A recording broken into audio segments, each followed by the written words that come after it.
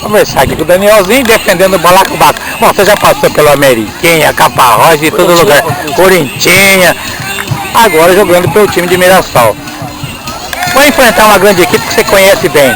Preparado para esse jogo? Ixi, muito, né? Tem que estar. Jogo bom assim é bom pra jogar, né? E bom que os caras jogam e deixam jogar, né, Sassá? O que a Cristina falou pra você lá no vestiário? Sabe que vai enfrentar uma União de Gonzaga, um time bem estruturado, né? É bom. O time deles é bom, mas não é confio no nosso time também, né? Nosso time é bom também, certinho, né? O time bem posicionadinho, certinho, arrumado, né? Você deu uma olhada aí, você viu o Urano jogando. Você vê que jogar semifinal é sempre diferente, né? É muito. Cada jogo é um jogo, né, Oscar? O time do Urano é muito bom também, muito forte, né?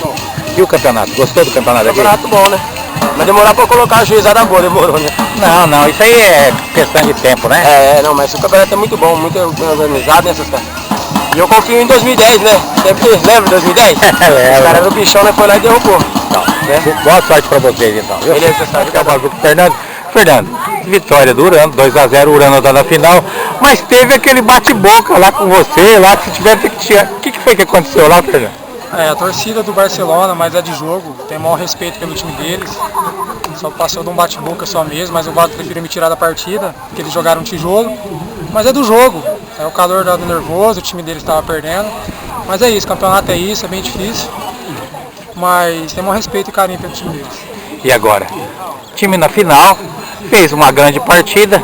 Do outro lado tem União de Gonzaga e Balacobaco. Não dá para escolher, né? As duas equipes que vão entrar agora é complicado. Sem dúvida, vai ser um jogo difícil. Qualquer uma das duas equipes que a gente pegar, vai ser um jogo bem disputado. O time lá de Mirassol é muito bom, mas eu não cheguei a ver jogar ainda. A União de Gonzaga está chegando em todos os campeonatos que disputa, então vai ser um grande jogo. Qualquer time que vir vai ser pedreira. O nosso time está treinando, está bem preparado para chegar na final e ser campeão. Parabéns pela vitória. Obrigado.